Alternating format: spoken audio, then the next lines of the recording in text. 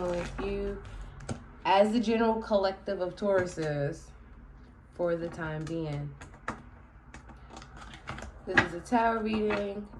Actually, I'm going to use my Aleister Crowley Thoth Tarot deck.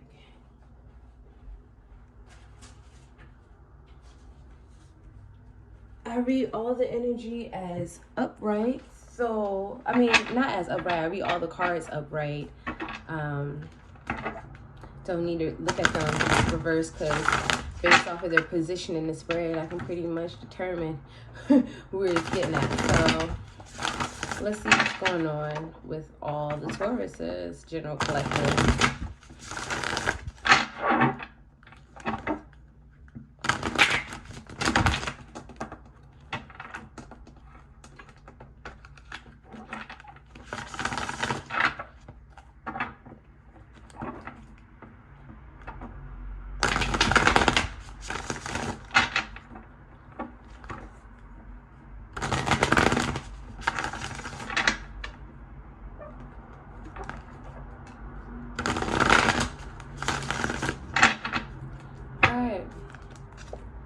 So this is about some type of awakening, but this is also about awakening based off of, with the Hierophant. This is Taurus. You showing up strong in your reading.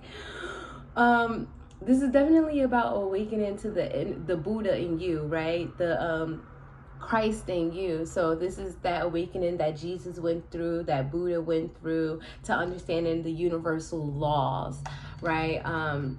Which are above human laws. So it's like we have man-made laws, and if they're not ethical, we don't follow them, you know. And so those man-made norms and laws, either we follow them or we don't if they're not ethical. But then what reigns above those are universal laws. So this is you showing up in your reading. So just something that perhaps you want to commit to right now or take action towards doing, but you kind of have like an all-knowing essence about you right now, Taurus, going on in some course of what it is you want to do. So let's see. Celtic Cross, of course. At the core, we have interference. So, ironically, I guess this is what you want to seek out to do, or based off of the information you came upon, you're stuck between two alternatives of how to proceed forward. But it does look like your mind is the bedrock of like your ability to move. You know, you need a mind that is not tied down by external stimuli or external opinions to the point where you are paralyzed from moving. And that is coming in as the core of the situation. There's two alternatives, and you kind of have too much information overload, and that may be it. You may be overwhelmed with too much light, or too much inspiration, or too much insight, that now there's analysis paralysis. And what I do see here is, I want to say, I'm not sure if this is Jupiter or Saturn in Gemini because of the glyph. Oh, it's definitely Jupiter. This is Jupiter. This is Jupiter in Gemini, meaning that your mind has gotten so expansive with all of these different thoughts. Maybe you have an overworked crown chakra right now, or you know, like there's too much thinking. Not saying that thinking is bad or analysis is bad or anything like that, but there's an expansion of it. With the Eight of Swords, we have Jupiter in Gemini, third house. So there's too much social, like, it's, what is it? Stimuli overload. That's what we're dealing with right now. Okay. I'm going to clarify the Eight of Swords to see what are the alternatives that, like, you know, should you find your center again, you'll be able to get there. And perhaps that is also what is required right now, is for you to find your center essence in all of this. Find your meaning in all of this at the core. And commit to that and stick to it. And don't get distracted. There's so much distraction going on right now for you, Taurus. What's crossing this is Queen of Swords. That's the value. That is what's pushing you forward. The Queen of Swords is saying mask off. Take your mask off and be who you really are. And yeah, this is very much kind of like Libra-ish, not Libra-ish, not Libra-ish element, but more so 7th house element, like I balance. And Saturn is exalted in the 7th house. So it's kind of like having a balance between who other people think you are and who you know you are, i.e. the 1st house and the 7th house axis, where the 1st house is like I initiate, I am, then the 7th house is I relate. Well, not I relate, but I balance, I harmonize, you know. So maybe you've been putting on all these different faces and harmonizing with everyone else, but it's time to take that mask off, as you see with the Queen of Swords. The Queen of Swords is their own person. That's what that archetype is. It's like mask off, I am. And so I'm the truth. and especially if you value that, which the Hierophant, again, may be coming up to ask you, what is it that you value right now? And what are the illusions and things like that? That's what Buddha came across. That's what Jesus came across. You know, that's what Krishna came across. Brahman, you know, all of those different major figures in religion who became enlightened ones. That's what the Hierophant represents, the enlightened one. And I think that that's the journey that you're headed into right now, this form of enlightenment. And maybe there are a lot of perspective overloads, and these could represent all of the different types of perspectives or masks that you think that you have to uphold and be responsible to, that's preventing you from stepping out, you know. And this is where you need to head towards. Cut down those masks and be who you are. All right, so what's crowning this reading? The Prince of this. So this is definitely about stable progress headed forward towards manifesting something. That's the highest aspect of this reading. So it's towards manifesting the actual reality that you want, a stable one, an honorable one, one that also reflects your inner world. All right, let's see what's in the past. This is the Libra card, Justice. So adjustment is all about, again, making sure that everything is balanced in harmony. And it's so interesting that the Queen of Swords is saying like this, and then we have adjustment in the past. So not only does this represent the past in terms of like linear time, because I'm not really that into the linear time, but this is also representing the foundation of why we're right here in this situation, Taurus. So the foundation is that there needed to be some type of adjustment in your life that balance the scales between how you relate and how you initiate things. Between your okay, so what's underneath, what's in your subconscious, but this is also 3rd house kind of energy. Knight of Wands, you ready to take action. You are ready to take action. So you do have the spiritual passion to take action. Just right now you're bogged down in the mind, in the mental realm, right? The energy coming in for you, Queen of Cups, being open to love, self-love, and nurturing yourself. And see, that's the reason why the Queen of Swords is pointing that way, because it is time for you to nurture yourself, or to be open to nurturing yourself. We have 2 queens here, self-love, and then, you know, honoring who you are, like in both of those aspects, you know. That's cool. That's going to be motivating. That's some very good, encouraging energy coming in. All right. And then your emotional self, you're having a tower moment. A tower moment is not about external changes or external realities. A tower moment, and this is Mars energy, this is about an internal transformation that is happening for you, where there's a lot of things that do not align with who you are. And it's so interesting that you're having a tower moment, because that's the type of enlightenment that happens, is through tower moments, Taurus says. This is when you become enlightened to new ideas and things of that nature, Taurus. All of this has to go away, And what happens is your mask is off. So yeah, there's a major Tower moment that you're encountering right now. Good for you. Because we need that to shake it up. And look, due to that Tower moment, you amped up. You ready to go. You ready to get things moving. Oh, so what's in your recent environment? Disappointment, 5 of Cups. So perhaps you're, this is Mars in Scorpio. I do want to say that Mars rules Aries and Scorpio in like a different aspect.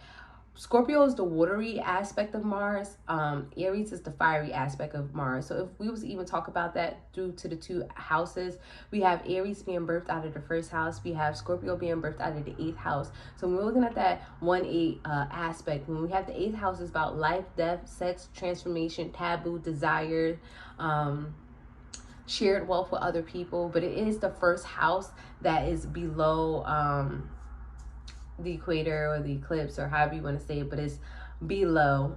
It's the nighttime houses. It's the fall of the sun. So when the sun sets, you know, it rises and sets, it goes down into the underworld. So it's the 1st house of the underworld is where Scorpio would be, and the 1st house out of the underworld is where Aries would be. So interesting. But we come out in fire and we go into the deep depths of the water. And so deep down there is some disappointment that you perhaps feel about your environment, but these are things that you can let go. You can definitely let go of. So it's time to do something about that disappointment, you know, and this is really good for you. Now your hopes and fears, 9th house, the moon. Interesting. This is Pisces energy I see here, very Neptunian energy. So this is about going along a path that is unknown, but you know it is a good path for you to go down. So this reminds me of, and this is like the 2 of Pentacles card that talks about change, but it's about you being okay with change and being okay with not having to know everything, but being able to go with your intuition through this path, because this path may be challenging, but the rewards, you know, the rewards are amazing. So this is a new path, an unknown path. Check for the next moon cycle that's coming up. Just a hunch. Check for the next moon cycle that's coming up to see what you need to do in relation to that, because you may need to look towards the moon. But this is your hopes, but you hope to be able to, you know, pass the test of this uncharted path, but at the same time you fear it. Because what do we fear? The unknown and the change. We fear things that we don't have control over. So I hope, but at the same time, you're hoping that you will embrace it. So there is hope there with following this path. Let's see what is the outcome. This is about courage here too with the moon. The outcome is the Chariot. Oh my gosh, the Chariot still reminds me of the Hierophant when you look at this esoterically, because what the Chariot is talking about is we all have a neuro-linguistic understanding of who we are, or aspect of ourselves, which is spirit. Some people say spirit is no thing and stuff like that. However, what I truly do sense for myself is that when I constantly ask myself all the time, who am I, who am I, who am I, it is a neuro-linguistic response I get, and response that I can give is I can't explain who I am through language per se, you know. That aspect of yourself isn't that. But okay, let me just break this back. The Chariot is you being in alignment with your spirit and being able to conquer anything and go forth and get what it is that is your will. That's what that's about. So you're coming into alignment with self. And that's dope, because that means that you can go and conquer different challenges and get what it is that you want. And the Chariot is represented by Cancer. And the moon rules Cancer. And the Chariot is sitting right next to the moon. So I say all this to say, with the Chariot ruling, the Chariot being represented by Cancer right here, with the moon being right next to Cancer and the moon ruling Cancer. The moon is about our emotional stability, what we need emotionally to be stable. And our goal is to rise through our moon to become the destiny of our true will. And you have the Chariot right here. So kudos. I do this as in like the astrological 12 houses. So let's see what's coming in for your 11th house. 11th house, okay. This is where it's coming out. That 8 of Swords becomes the 10 of Swords right here. You fear that when you take your mask off, you're gonna be viewed as insane or a ruin or any of that in your larger network of people, places, and things. You fear insanity and ruin once you take your mask off and just be yourself. But hey, you're having a Tower moment. It's gonna be averted. And honestly, the people who are viewing you insane and things like that, those is being revealed to you that, like, are you going to compromise? Look, the Hierophant is here. It's like, what do you value? Like, you know, the justice already occurred. You know, you having a Tower moment right now. You know, what, like, who are you living for, Taurus? All right, and then in the 12th house, the Hermit. This is you coming in alignment with self. This is the Hermit card. The Hermit card. This little light of mine, I'm going to let it shine. You are tuning into yourself so that you can be public in the world. It's a homecoming for you. And an enlightenment. You're going through a period of enlightenment right now, Taurus. Kudos to you. Now 2 more cards right here, because this is like my mega overview spread. I only start off with the Hierophant. Then the next 2 cards I pull, I do it after I finish the astrological wheel. So we have the Hierophant, the Knight of this, which shows me, because the highest goal of this reading, right, is to make the reality that you want to happen to really happen through honest, noble, honorable steps. Transforming your inner world to reflect, transforming your outer world to reflect your inner world, which is transforming right now with the Tower. So this is the actions that you're taking, just one step at a time, Taurus. One step at a time. And you know that this path is a new path for you. New planting season, new planting season. We are in spring, Taurus. And the universe. Perfect harmony. Everything that it is that you want, perfect harmony. That's what it's going to lead to. Not all the cards falling, but this was at the bottom of the deck. Completion, a major completion, a homecoming, some success here. Okay, Taurus, this is all confirmation to keep doing what you're doing, one step at a time, and you will be able to reap exactly what it is that you're sowing. And this time I can tell that you're sowing something with integrity. I'm going to clarify the 8 of Swords to see what those alternatives is. But what I strongly already sense right now is the Queen of Swords. It's about taking your mask off. But I'm going to see, how do we move from this period of being bogged down in a mental prison of sorts. Give me 1 second. Part of that advice, because the emotional self also reveals part of the advice, is to embrace this Tower moment. Is to embrace the internal psychological changes that are going on. If you are resonating with this reading, you want to delve a little deeper into this, feel free to check out my description box. Also, like, share, and subscribe if you like. Leave some comments below. But if you want to delve deeper into this, yeah, check out my description box. You can email me there, and I am doing a special right now, but that information is also in my description box. I'm gonna pick these up because I just wanted to do a clarification of the 8 of Swords, and then after I do that, we'll be done with the reading. All right, clarify the 8 of Swords for me. We're going to do 3 shuffles. I need 2 cards for the 8 of Swords. What is the alternative for Tauruses? 1. 2.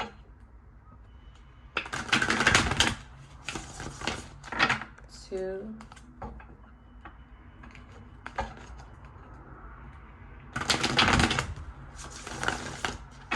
3. These are the alternatives. We have, there it is, Sorrow, 3 of Swords. That is, yep, that's Saturn and Libra. And we have the Queen of Wands. This Ace of Cups reminds me of this Queen of Cups. So, and then the 9 of Cups is underneath it. But what I'm getting with this 3 of Swords of Saturn and Libra, the sorrow, you are full of sorrow right now in terms of this interference because you are not speaking your truth.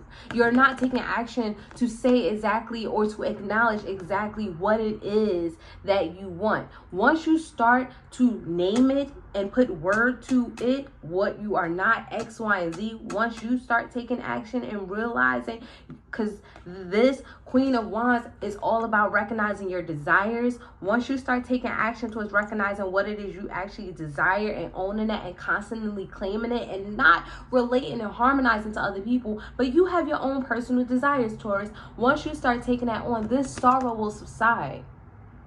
But instead, you're sitting here in Jupiter and Gemini, 8 of Swords energy, where you're allowing all this interference to come in and to cloud out like your better judgment. Take the mask off, acknowledge that you desire more, and then the sorrow will start to go away. That's the alternative. Either you can sit in the sorrow or you can acknowledge what it is that you actually desire. And that's when you can start to get the gears continuously moving towards where you want to go. I mean, there's a lot of movement I see here. I see the Chariot here. I see the Moon here. The Knight of Wands here.